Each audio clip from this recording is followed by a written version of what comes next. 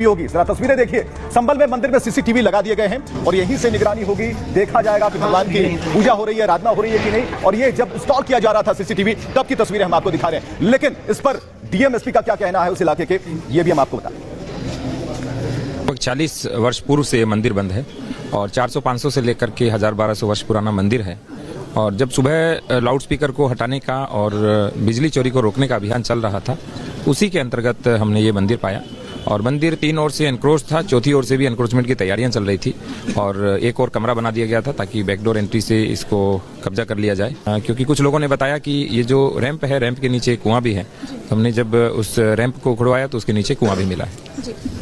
जिन लोगों ने भी इसको किया है उन पर कार्रवाई हो गया। पूछताछ की गई तो पता चला कि 1978 में राइट्स हुए थे।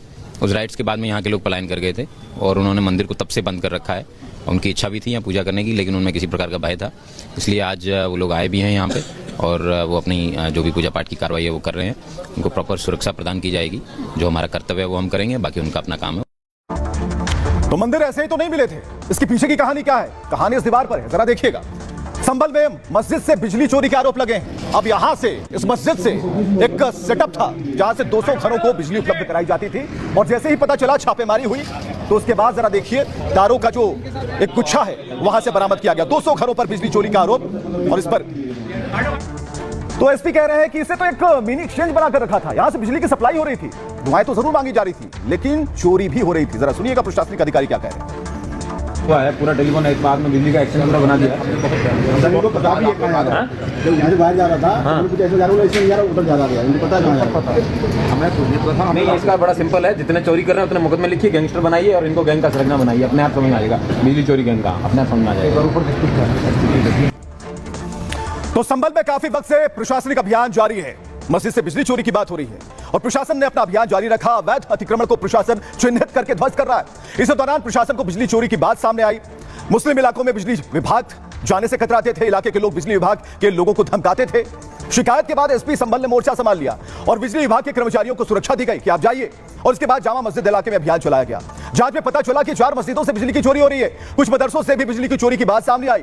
मस्जिद की एक मीनार के ऊपर पूरा पावर हाउस बनाया गया था। फिर मस्जिद की छत से तारों के जरिए सप्लाई होती थी। करीब 200 घरों को अवैध तरीके से बिजली मिल रही थी।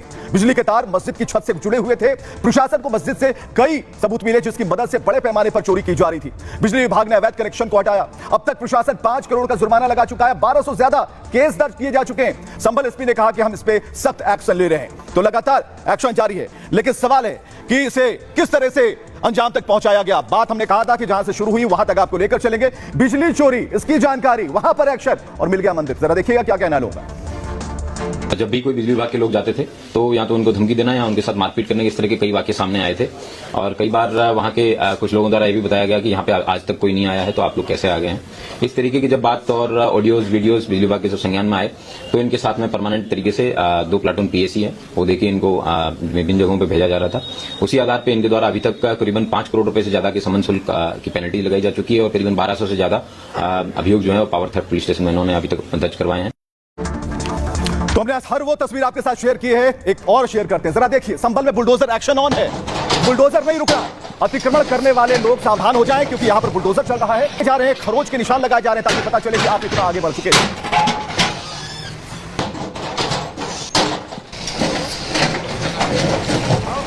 और एक और तस्वीर हम आपको दिखा रहे हैं। लाख मना करने के बावजूद लाउड स्पीकर अजान करने की बात। यहां संभल में इमाम गिरफ्तार कर लिए गए।